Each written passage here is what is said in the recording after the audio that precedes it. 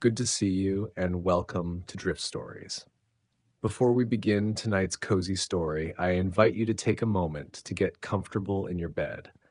Let your eyes soften, let your breath slow, and allow the day to gently fade away. You don't need to do anything, just listen and drift. The moving van pulled away with a soft rumble, leaving behind the smell of warm pavement and the sound of birdsong drifting from nearby trees. Lucy stood in the middle of her new front garden, holding a chipped mug filled with lukewarm tea. A single box sat at her feet, labeled in black marker, "Bedroom. Fragile." The house was small and narrow, with red bricks and green ivy curling up the front like nature had taken a liking to it.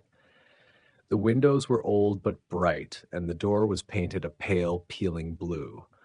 A little brass number 12 gleamed in the afternoon light.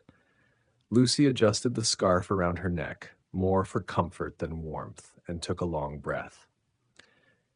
"So here we are," she said softly to no one. It had taken her 3 weeks to find this place. Not too big, not too far from the city, and just quiet enough to feel like something new. Richmond had sounded like a nice idea. Trees, river walks, and people who said things like, "morning," as if they really meant it. The inside of the house still smelled faintly of the previous tenant, lavender polish and something like old toast. Lucy had barely looked around before the van arrived, and now every room waited in silence, full of echoes and cardboard. She sat on the stairs for a while, like cradling her tea and watching a speck of dust dance in the sunlight that streamed through the front window. Her shoulders ached from the drive. Her heart ached too, but in a different way, a quiet, worn kind of ache that didn't shout anymore. The last few months had been a swirl, a goodbye she hadn't expected, a flat that never felt like hers once he'd left, friends who tried to help but always said the wrong things. This, at least, was hers. Outside, a light breeze rustled the ivy leaves. A ginger blur caught her eye, a cat walking along the top of the garden wall with the confidence of someone who paid the mortgage. Lucy blinked. "Hello?" she said. The cat stopped and looked at her with mild interest, then sat, curling its tail neatly around its feet. It blinked once, slowly. "Well, that's very neighborly of you." The cat blinked again, as if in agreement, then hopped down with a soft thud and vanished through a gap in the fence. Lucy smiled to herself. Right. One friendly face. She stood and walked back inside, placing her mug on the windowsill and opening the nearest box. It was filled with books, all jumbled despite her earlier efforts to keep them alphabetized. Her hands moved slowly, stacking a few on the empty shelf, brushing dust from the covers. Outside, the afternoon light softened. Somewhere nearby, a church bell rang 4 times. By the time Lucy unpacked her second box, she had opened the windows and turned on the radio. A soft folk song played in the background as she found an old photo of her and her sister on the coast, both laughing, hair tangled by the wind. She pinned it to the corkboard in the kitchen. Just then, there was a knock at the door, 3 gentle taps. Lucy hesitated. She wasn't expecting anyone. Wiping her hands on her jeans, she walked to the door and opened it. An elderly woman stood just outside, holding a small tin wrapped in a tea towel. She had white hair swept into a loose bun, wore a long cardigan, and smelled faintly of vanilla and soil. "Hello, dear," the woman said. "You must be the new neighbor." Lucy nodded. "Yes, just moved in today." "I thought I saw the van. I'm Penelope Dawes. I live just next door, in number 10. Thought you might like something sweet with all the unpacking." She held out the tin. "Oh, thank you," Lucy said, taking it. The lid was warm. "That's very kind." "Ivy and lemon shortbread," Mrs. Dawes added. "From the garden and a little lemon zest." Lucy blinked. "You grow ivy you can eat?" Mrs. Dawes laughed gently. "No, dear, just a name. But it grows wild around here, doesn't it? Makes everything look like a storybook." Lucy smiled, and for the first time all day, it felt real. Yes, it does. Well, I'll let you get back to it, Mrs. Dawes said. If you need anything, knock any time, except during Masterpiece Theater. I'll keep that in mind, Lucy said, grinning. With a small wave, the older woman disappeared down the path. Lucy brought the tin into the kitchen and opened it. The shortbread smelled buttery and soft, with a hint of citrus. She took one bite and closed her eyes. Outside the window, the ivy leaves stirred again in the wind. The house creaked in a friendly way, like it was settling in, too. And just like that, the day didn't feel so heavy anymore. The next morning came with soft light and the smell of damp earth. Lucy woke early, wrapped in the quiet stillness of her new bedroom. The ivy outside her window cast gentle shadows across the walls, like green lace shifting in the breeze. She pulled on an oversized jumper and made tea in a chipped blue mug. The kettle whistled low, the way it used to in her grandmother's kitchen. Lucy stood barefoot on the cool tile floor, watching the steam curl up like a question. Outside, the street was calm. A paper fluttered at the doorstep across the road. Someone jogged past, earphones in, nodding politely when they caught her eye.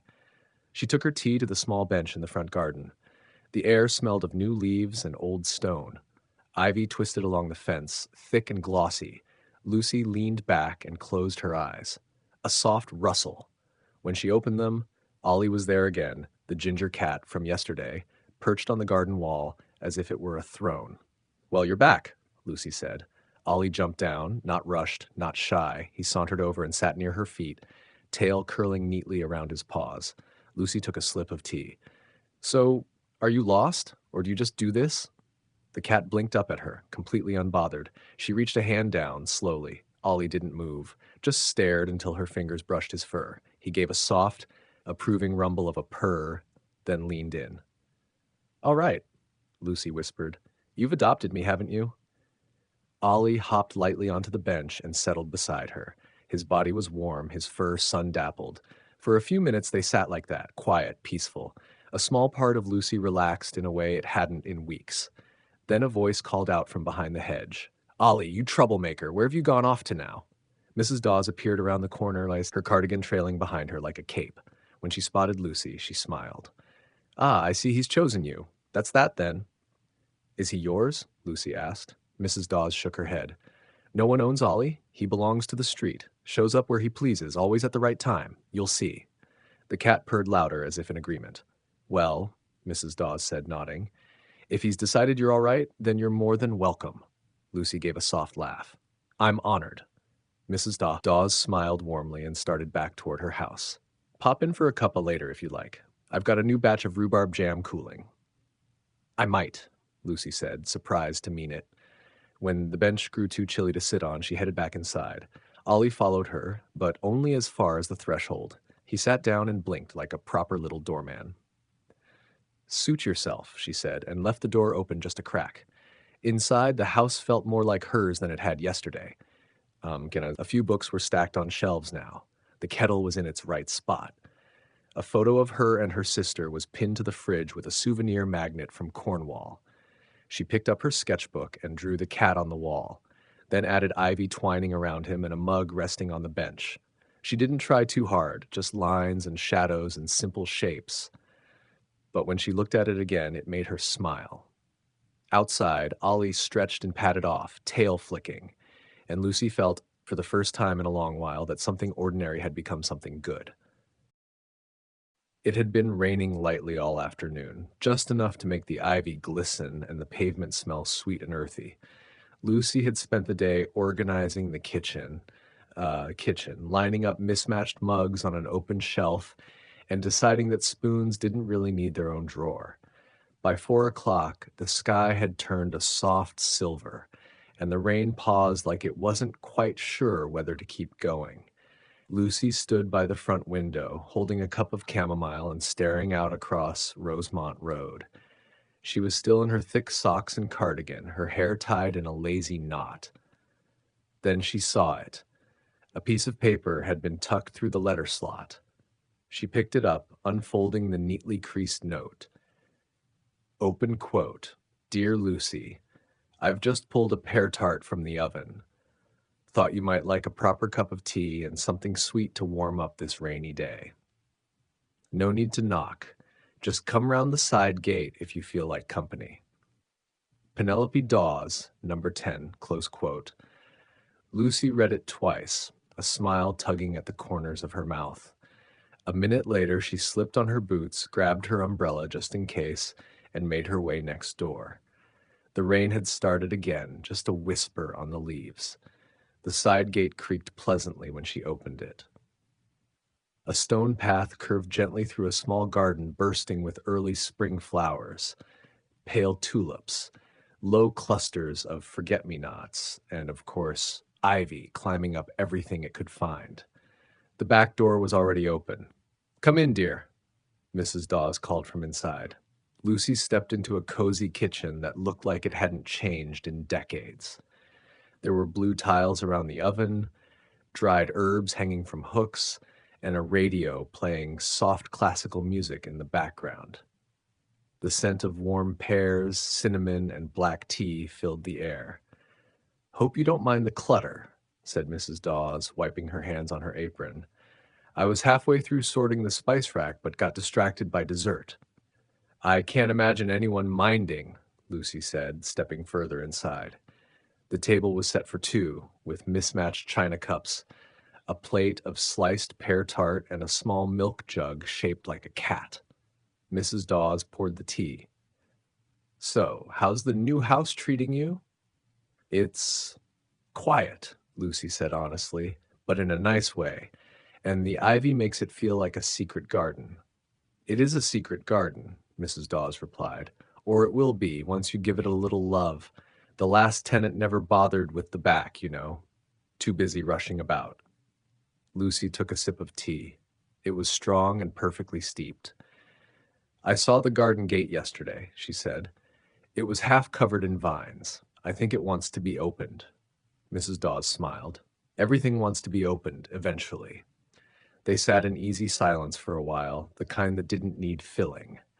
The tart was buttery and soft, the pears just sweet enough. Rain tapped gently on the window. Did you grow up in London?" Lucy asked after a moment. "Oh no," Mrs. Dawes said. "Surrey girl. Came to Richmond with my husband in the 70s. We picked this house because of the ivy. He said it looked like it was dreaming." Lucy smiled at that. "That sounds like something someone in love would say." Mrs. Dawes looked out the window with a distant expression. "Yes, he was always saying things like that." The rain picked up again. Ollie appeared on the back step, shaking droplets from his fur before hopping up to the window ledge and staring in like a disapproving uncle. "That one," Mrs. Dawes said, nodding toward the cat, "has his own ideas about who belongs and who doesn't. I'd say you passed the test." Lucy laughed softly. "Good to know." They talked a little longer about the best bakery on Kew Road, the Sunday market near the Green, and a little bookstore that still sold postcards for 30 pence. When the sky began to lighten again, Lucy stood to go. "Thank you for the tea and the tart." "Any time, dear, and next time you come you'll tell me about your work. Graphic design, was it?" Lucy nodded. "I'll bring my sketchbook." She stepped back into the garden as the clouds pulled apart and golden light spilled onto the path. The air smelled like warm stone and green things growing. As she opened the gate to head home, Mrs. Dawes called after her, "Don't forget, open that back garden. It's waiting." Lucy smiled to herself all the way back to number 12. The next morning, the rain was gone. In its place came a clear blue sky and the soft scent of damp earth rising from every corner of the street. Lucy stood at the back door, tea in hand, staring at the wooden gate at the far end of her overgrown garden. It was barely visible through the tangle of ivy and nettles that had claimed the space. The fence was covered in thick, twisting green, and the garden beyond the patio looked like it hadn't been touched in years. But the light was lovely. Soft beams filtered through the leaves, dancing across the stone slabs like little invitations. Birds chirped somewhere in the hedges. The air felt still, but friendly. like the garden had been waiting quietly for someone to notice it. She slipped on her old trainers and pulled a hoodie over her pajamas. No need to make a production of it. Just a peek. The ivy tugged gently as she pushed through, its stems brushing her sleeves like silk ribbon. A few vines snapped free with a dry whisper. Lucy found a rusted pair of shears in the utility cupboard and began snipping cautiously at the thicker bits. She worked slowly, humming a little as she went. The garden seemed to respond with patience. A small stone path emerged beneath her feet, uneven and mossy, but real. After half an hour, she'd made it to the gate. It was wooden, heavy, and bowed slightly in the middle. A faded heart was carved near the top, and the hinges groaned in protest when she gave them a push. She expected it to stay stuck, but it moved. Just a little. Just enough. The gate creaked open, revealing a narrow stretch of earth beyond, more ivy, more forgotten things. But tucked in the corner was something unexpected. A bench. It was old, wrought iron and wood, half swallowed by vines, but the shape was there, the curve of the back, the suggestion of a seat. Lucy stepped through the gate, brushing past a clump of foxgloves that had managed to grow tall in the chaos. She ran her hand over the bench. The paint was chipped and the wood cracked in places, but it was solid.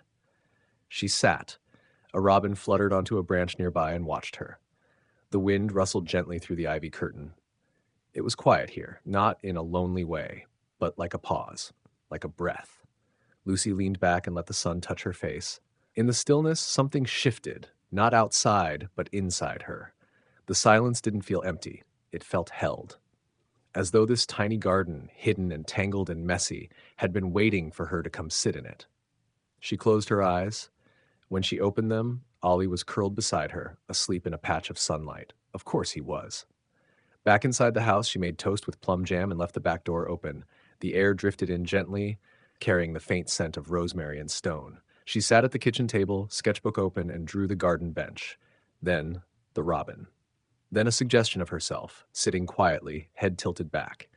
At the bottom of the page, she wrote, open quote, the place between things, close quote. That afternoon, she walked to the corner shop and bought a trowel, gardening gloves, and a packet of wildflower seeds. Nothing too ambitious, just something to start. That night, she texted her sister a photo of the gate.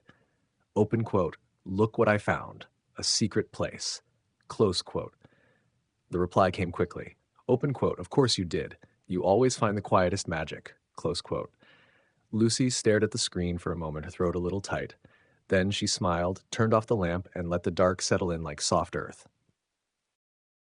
By the time Lucy looked up from her sketchbook, the sky had gone gray. She was curled up on the sofa with a blanket over her knees, drawing the ivy-covered fence from memory. The wind outside had picked up, rustling the trees with a low whisper that felt more serious than before. Then came the soft drum roll of raindrops. She stood and walked to the kitchen window. The clouds had thickened to a deep slate, and rain began falling in earnest, steady, straight lines that blurred the edges of everything. The garden outside shimmered with water, the ivy slick and dark, the old gate barely visible now through the downpour. Thunder rolled gently in the distance. Lucy filled the kettle and lit a candle on the windowsill just in case. It was still early evening, but the world outside had dimmed, like someone had turned down the light just a notch too far. She had just poured hot water over her tea bag when the house went quiet. Everything, radio, fridge, the tiny hum of the overhead light, stopped. A power cut. Lucy blinked, waiting a moment for the world to catch up. The rain kept falling, unbothered. Right then, she said softly, reaching for her phone, no signal. She lit another candle and placed it on the table. The flickering glow made the kitchen look like a scene from another time. She was debating whether to try reading by candlelight when a gentle knock sounded at the back door. She startled slightly, then smiled. Of course. When she opened the door, Mrs. Dawes stood there in a long raincoat, holding a teapot wrapped in a wool scarf. "Thought you might be sitting in the dark," she said cheerfully. "I've got shortbread and stories. Come on." Lucy grabbed her own mug and followed her through the garden path, raincoat hood pulled up against the misting drizzle. The storm had softened to a steady rhythm now, like fingers drumming lightly on a tabletop. Inside number 10, Mrs. Dawes had already lit 3 candles and placed them on the mantel. The fire in the sitting room crackled low, and Ollie had somehow beat them there. curled up on a chair as if he'd always belonged. They settled in with their tea. Mrs. By Dawes's was peppermint, Lucy's a second steep of chamomile, and listened for a moment to the wind pressing gently against the windows. "You get these storms now and then," Mrs. Dawes said, pouring from the scarf-wrapped teapot. "Usually in spring, always when the roses are just thinking of blooming." "I don't mind it," Lucy said. "Feels a bit like the world slowing down." Mrs. Dawes smiled over the rim of her cup. "Yes, like someone reminding you to sit still." They talked softly for a while, about the best way to dry lavender, about a little antique shop in town that sold French tins and old postcards, about the ivy and how it always knew where to climb. Then Lucy asked, "Do you ever get lonely here?" Mrs. Dawes didn't answer right away. She looked into her tea, then out the window, where raindrops trickled down the glass. "Sometimes," she said honestly, "but not often. Not since I started paying attention to small things. Birds, warm biscuits, the exact sound of a storm like this." Lucy nodded slowly. "That's why I moved here, I think. I wanted quiet. I just wasn't sure what kind." Mrs. Dawes reached for a blanket and draped it over Lucy's legs. "Well, this kind of quiet usually finds the right people." For a long time they sat there, letting the fire warm their hands and the silence stretch. Outside, the rain softened further, a hush falling over Rosemont Road. Later, when the power blinked back on and the fridge gave a soft hum of life, neither of them moved right away. Eventually, Lucy stood, mug in hand, and walked back home through the damp garden path. She didn't mind the puddles, or the way her coat clung to her knees. Inside, the candle was still burning on her windowsill, casting a small circle of gold in the darkness. She turned off the overhead light again and left it that way. The next morning arrived gently. Sunlight spilled across the floorboards in soft, golden streaks. Lucy stirred beneath her duvet, slowly blinking awake to the quiet hum of bird song and the faint clink of ceramic against stone. For a moment, she forgot where she was. Then she saw the ivy shadows dancing on the walls and remembered everything. Rosemont Road, the garden, tea by candlelight, the sound of rain tapping gently on the windows. She stretched and slipped her feet into slippers. A breeze drifted in through the window she'd left slightly ajar.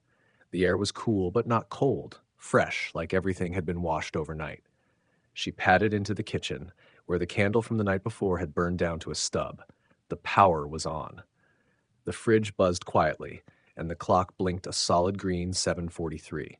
She switched the kettle on and opened the back door while it boiled. And there, sitting on the doorstep in a little basket lined with a floral tea towel, were 4 perfectly round scones, still warm, wrapped in parchment, with a small glass jar of homemade strawberry jam balanced neatly on top. A folded card sat tucked under the jar. Open quote. "Morning, dear.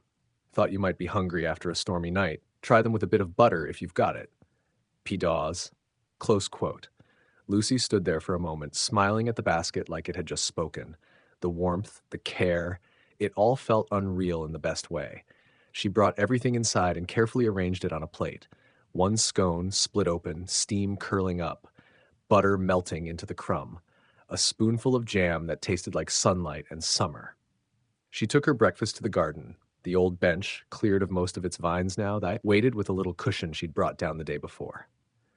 The sun was warming the stone path, and somewhere behind the fence, a pigeon cooed sleepily.